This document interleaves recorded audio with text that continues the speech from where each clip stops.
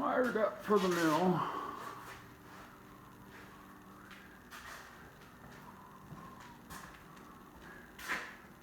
Three-phase panel up over the top down to my lathe plug. I haven't moved the lathe in yet.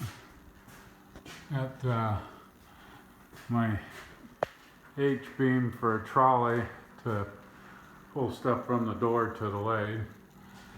And this panel, pretty simple, going to my outbound. Inbound I don't like because they just drilled the hole and run the wires up. And I got power coming in, starter, relay, transformer doing something, another relay. Got the starter switch. I have no idea what a momentary button is for. And then I wired in through the wall to my main panel. And then we're wired out of here to a 15 horse 3-phase motor for creating the last leg.